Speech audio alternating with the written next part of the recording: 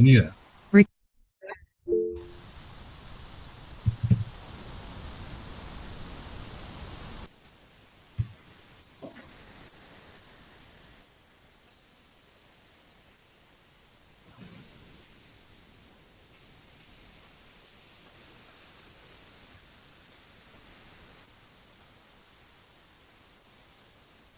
Buenas noches, licenciado. Gusto en saludarle.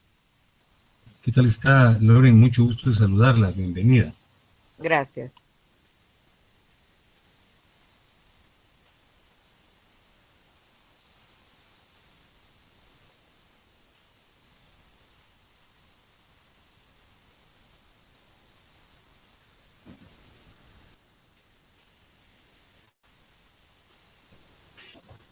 Muy bien.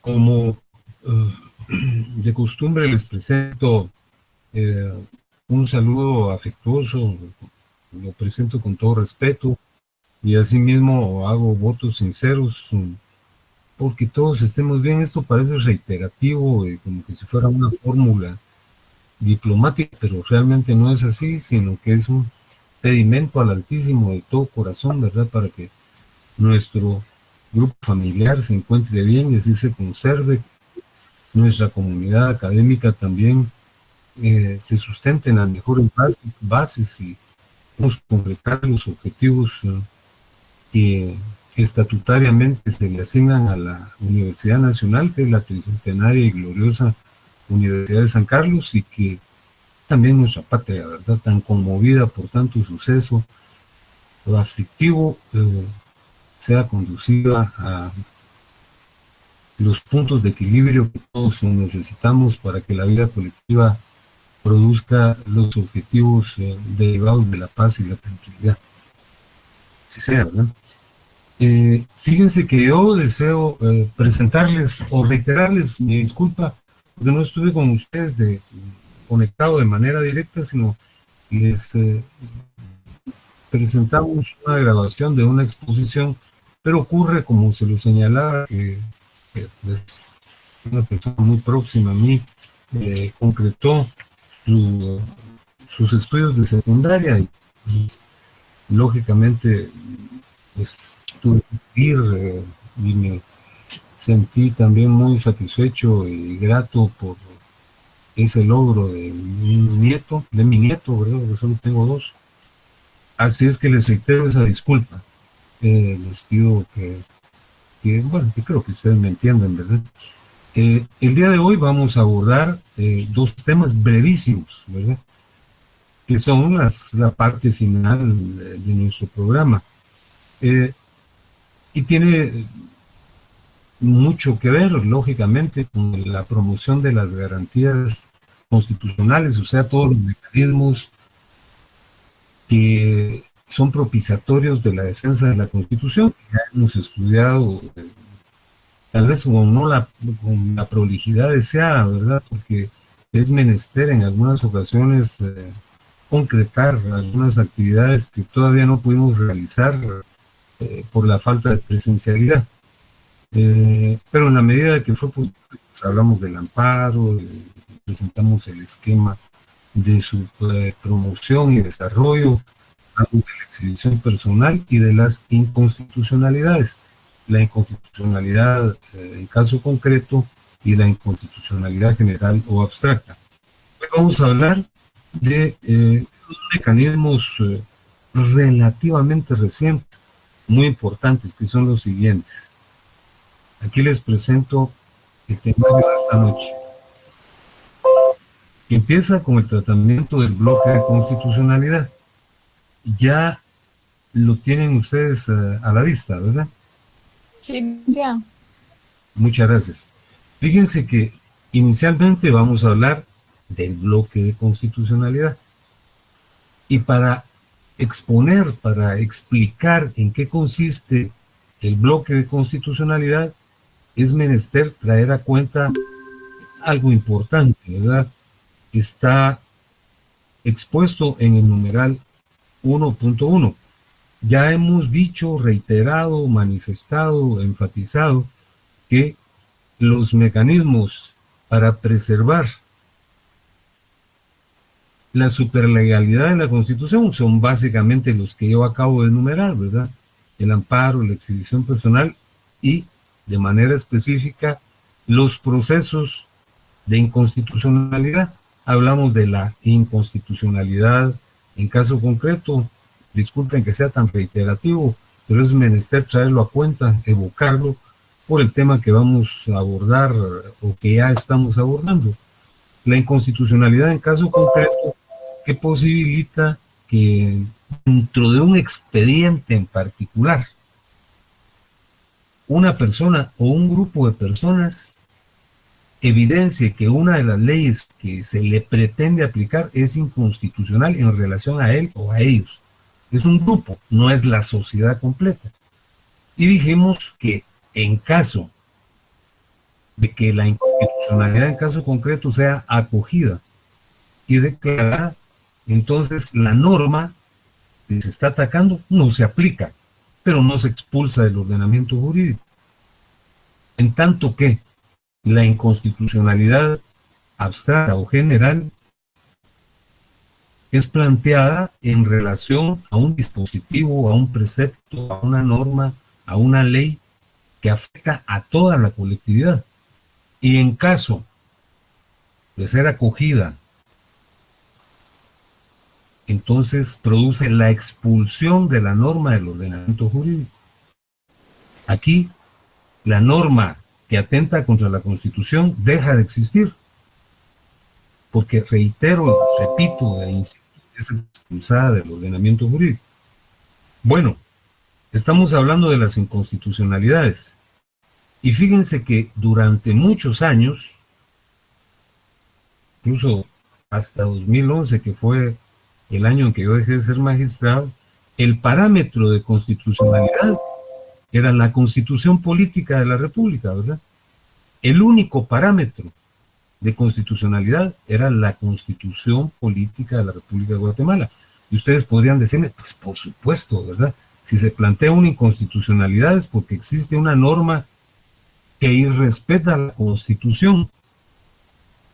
Y consecuentemente, el parámetro de la inconstitucionalidad era exclusivamente la Constitución Política. Es decir, se planteaba que había una norma, un precepto, una ley que atacaba, que irrespetaba, que agraviaba a la Constitución.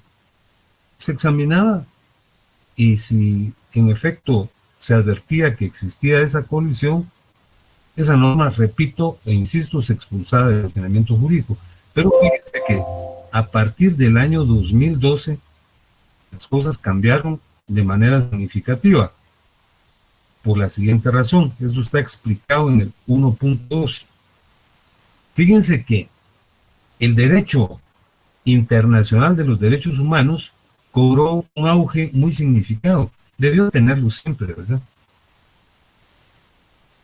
A partir de la emisión de la Declaración Universal de los Derechos del Hombre de 1948, emitida por la Organización de las Naciones Unidas, la ONU, ¿verdad?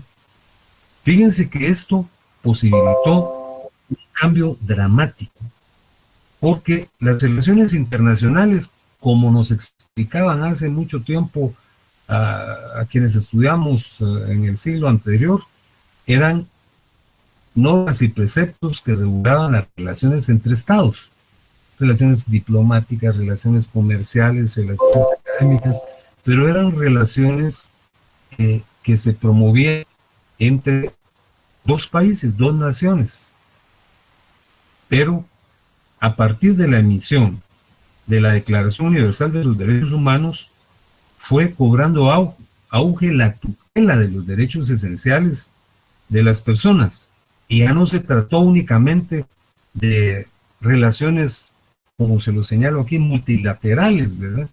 Las tradicionales relaciones entre estados, sino aquí las convenciones y los tratados cobraron importancia porque se referían a los derechos fundamentales de los seres humanos, independientemente del país que fueran.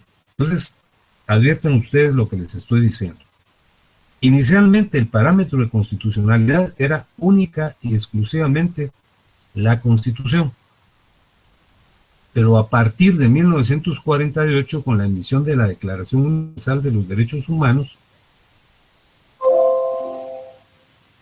cobró auge extremo el ámbito de los derechos humanos consignados en las declaraciones, en los tratados, en las convenciones entre estados, entre países. Y les decía que tradicionalmente esas eran, no quiere decir que no fuesen importantes, pues, ¿verdad? Eran disposiciones que regulaban relaciones entre dos países, comerciales, académicas, de colaboración en diverso tipo. Pero a partir de ese momento, después de la Segunda Guerra Mundial, cobró un auge extremo el contexto de los derechos fundamentales a nivel internacional. Y ahí fue cuando surgió el bloque de constitucionalidad. ¿Y qué es? ¿En qué consiste? Aquí se los señalo en el 1.3. Fíjense que ahora el parámetro de constitucionalidad no es únicamente la Constitución, sino todos los tratados y convenciones que regulan los derechos humanos. Entonces, esos tratados y esas convenciones se integraron y conformaron un solo bloque, la Constitución y los tratados y las convenciones en materia de derechos humanos. De tal cuenta que, aunque esos tratados materialmente no forman parte de la Constitución, están interrelacionados e integraron un solo cuerpo normativo, la Constitución y los tratados y convenciones en materia de derechos humanos. De tal cuenta que si se violara un precepto contenido en una convención, estamos violando también la Constitución, porque, repito, a partir de 1948, después de la Segunda Guerra Mundial, cambió la tónica de los tratados y de las convenciones y adquirieron una trascendencia y significación superlativa los tratados y convenciones en materia de derechos humanos. Y en la actualidad, esos tratados y convenciones se integran a la Constitución y la violación a un tratado de esa naturaleza se plantea como una inconstitucionalidad ante la Corte de Constitucionalidad. Fíjense que conviene señalar esto, porque el tema es muy breve.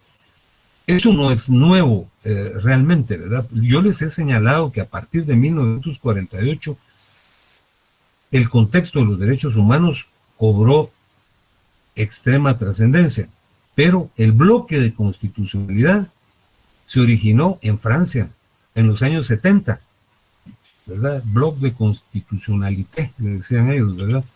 Porque fíjense que ellos integraron a su constitución una declaración que tiene siglos de existir, que es la Declaración de los Derechos del Hombre y del Ciudadano de 1789 y el preámbulo de la Constitución de 1946. Entonces, el origen del bloque de constitucionalidad es Francia, que lo empezó a aplicar a partir de 1971. Ellos integraron declaraciones de derechos humanos con su constitución y se reconoce a partir de ese momento que la Constitución debe integrar todos los preceptos que tutelen los derechos humanos. Y en Guatemala, esto apareció en el año 2012. La Corte de Constitucionalidad ya declaró de manera expresa que existía el bloque de constitucionalidad. A veces, en defensa de los que participamos con antelación a ese año, yo debo decir que siempre se invocó el derecho internacional, pero no de una manera expresa y sistemática como se hizo a partir del año 2012. Y yo les traigo a cuenta, para que ustedes lo vean, el artículo 44 de la Constitución. Por favor, tráiganlo a la vista. Perdón.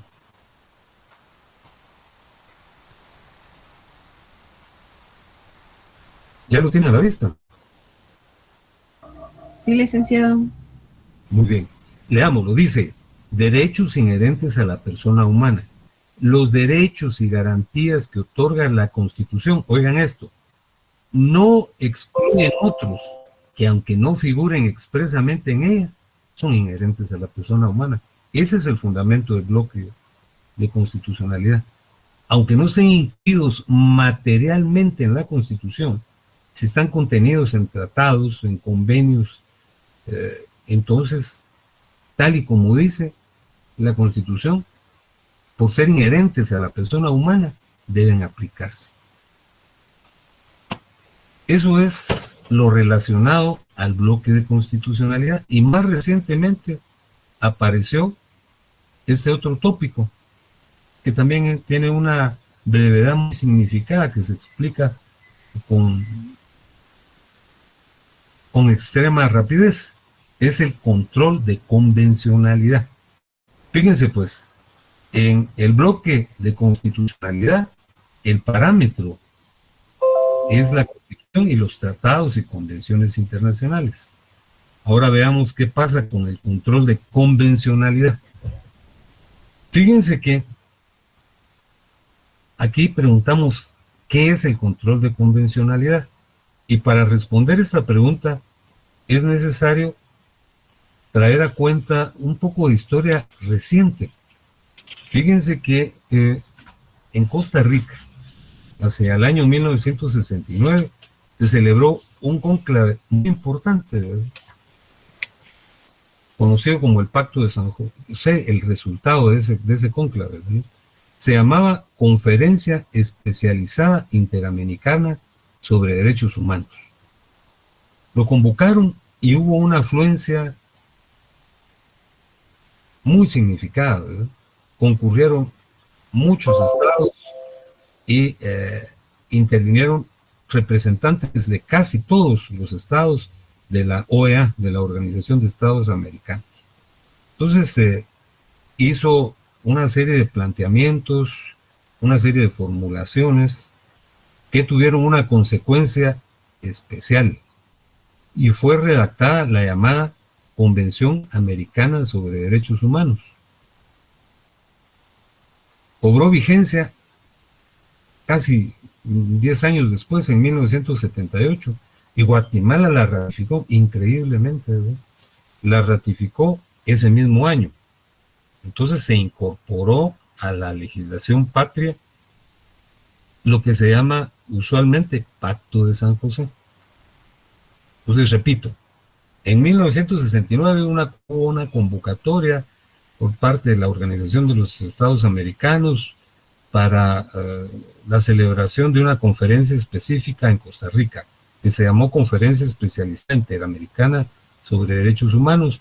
Hubo una participación muy numerosa y la consecuencia, el efecto de la misma, fue ese documento tan valioso que se llama Convención Americana sobre Derechos Humanos, ¿verdad?, que está vigente desde 1978, y Guatemala participó en ese cónclave y la ratificó ese mismo año. Entonces fíjense que participó en ese cónclave un ilustre profesor mexicano, el juez Sergio García Ramírez, que era juez de la Corte Interamericana de Derechos Humanos, y antes había sido Procurador General de la Nación Mexicana, que es el equivalente allá del Fiscal General, y presidió también la Corte Interamericana de Derechos Humanos creo que de 1974 a 1978. Él fue el creador del control de convencionalidad, porque fíjense que él participó en el juzgamiento de un caso que ocurrió aquí en Guatemala y que ustedes de seguro, si no lo conocen con detalles, lo han oído citar en muchas ocasiones. Fue el caso de Myrna McChann, que era una antropóloga, que fue asesinada, ¿verdad?, de una manera bestial, ¿verdad?, monstruosa. Y la imputación recayó sobre una persona que era miembro del ejército y lógicamente lo condenaron. Pero la Fundación Mac, ¿verdad? De doña Helen Mac, que es hermana de Mirna Mac, inició un planteamiento ante la Corte correspondiente, esta que les acabo de mencionar, que era presidida en esa época por don Sergio García Ramírez, por don Sergio García Ramírez, ¿verdad? Entonces, fíjense que en esa época se señalaba a un órgano del Estado, aquí se está señalando al ejército, para que lo condenaran, ¿verdad? Pero Sergio García Ramírez, planteó y promovió lo siguiente: cuando se suscita un hecho de esa naturaleza o otro parecido, la Corte Interamericana debe analizar la participación del Estado, no solo de un órgano del Estado, sino condenar al Estado, porque el Estado es responsable de tutelar la vida y la seguridad de las personas, ¿verdad? Entonces, a partir de ese momento, se modificó el juzgamiento en la Corte Interamericana de Derechos Humanos, porque, repito, con antelación, si había un problema económico o un problema de migración, por ejemplo, que la gente se iba y se moría en el camino, como ocurre ahora, entonces se juzgaba a uno de los aparatos del Estado, ¿verdad? Al ejército en este caso, o al Ministerio de Gobernación, pero no, a partir de ese momento se determinó que la responsabilidad por cualquier suceso que vulnere los derechos humanos atañe al Estado, Entonces fíjense que aquí surgió lo que se llama el control de convencionalidad, que consiste en que los jueces y tribunales, claro que deben acatar la ley interna, pero deben de observar lo dispuesto en los tratados internacionales, en este caso la Convención Americana. Tienen que aplicar los preceptos contenidos en la Convención Americana. Así es que adviertan algo muy importante. El parámetro de constitucionalidad en el caso del bloque de constitucionalidad es la Constitución y los tratados y convenciones internacionales. El parámetro que regula la actividad en este caso es la Convención Americana de los Derechos Humanos, que tiene que ser observada por todos los órganos del Estado, pero particularmente por los jueces. Si hay un precepto contenido en un acuerdo internacional, en una convención internacional, en un tratado internacional, debe ser aplicado y observado, si no el Estado incurre en responsabilidad. Y fíjense que aquí les señalo yo el primer expediente, porque esto sí es relativamente nuevo, data del año 2021, yo les puse aquí 2011, pero es 2021, por favor, es el expediente 3334 del año 2021, ¿verdad? Entonces, esa es una sentencia que se emitió el 14 de febrero, día de San Valentín del año 2021. Entonces, fíjense que con esta exposición estamos concluyendo nuestro programa, por la gracia de Dios. Y aquí les estoy trasladando su cuestionario sobre el mismo, que tiene 27 preguntas. Pues vamos a hacer una prueba relativamente breve, ¿verdad? De acá la vamos a tomar. Los temas sobre los que vamos a ahondar son los que han sido tratados en clase, ¿verdad? Por ejemplo, ¿cuál fue el aporte de Lao Tse y de Confucio en relación a la exhibición personal? Pues ellos no hicieron un aporte concreto, ¿verdad? Pero hablaron sobre la igualdad de las personas y sobre el derecho de rebelión cuando existen gobiernos despóticos que afrentan a la población sometiéndoles a tratos inhumanos, ¿verdad? No fue un aporte directo, sino indirecto, ¿verdad? Sócrates, pues sí, intervino en relación a la exhibición personal, ¿verdad? Porque hizo formulaciones muy especiales, sobre todo en el libro Fedón o el discurso del deber, donde dice que la ley debe cumplirse, pero que la ley también debe respetar a los ciudadanos. Y luego hablamos del edicto del Homo Libero Exhibiendo de la cultura romana y cómo influyó en la exhibición personal. Ese es el antecedente más directo. Ustedes se recuerdan que los romanos tenían una forma de contratación muy especial, ¿verdad? Porque eran ritualistas y personalistas. Eran ritualistas porque tenían que observarse mecanismos rituales, como que si fuera una ceremonia religiosa.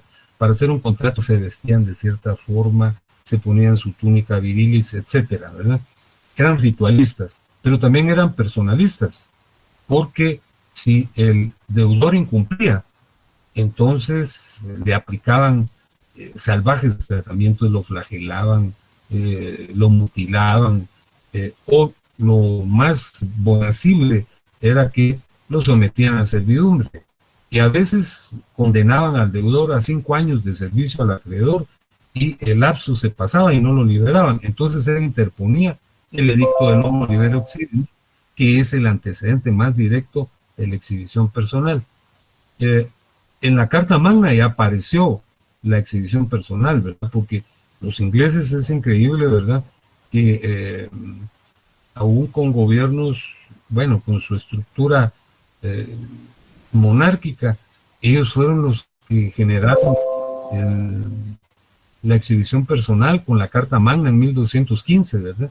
Era menester que se presentara a los jueces, a las personas que eran aprehendidas, y el Right Habeas Corpus es la primera ley en 1669 que reguló esta materia. Luego les pregunto aquí quiénes eran los hermanos Andrés y Manuel Llano. Ellos fueron los diputados suplentes por Guatemala ante las Cortes de Cádiz. El diputado titular era don Antonio Larrazábal. Y ellos fueron quienes presentaron en 1810 un proyecto de ley de exhibición personal que no fue tomado en cuenta, ¿verdad?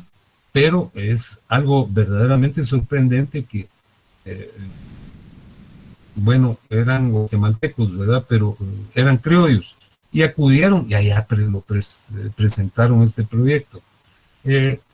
La Constitución de Cádiz y la reguló, ¿verdad? Y la reguló de manera muy puntual y casi en los mismos términos que se regula hoy, ¿verdad? Hay que presentar en un lapso específico a las personas que han sido aprehendidas para evitar que se les vitupere, que se les lesione, que se les infame, ¿verdad? Cuando surgió la exhibición personal en Guatemala, pues fue en la época de don Mariano Gálvez, en 1836. Y aquí señalamos, bueno, ustedes tendrán que señalar los casos en que procede, ¿verdad? Cuando una persona se encuentra detenida ilícitamente, cuando es sujeta a tratamientos infamantes, ¿verdad? Y cómo se interpone, todo esto está en el proceso que nosotros explicamos oportunamente. Así es que de aquí voy a tomar yo las preguntas.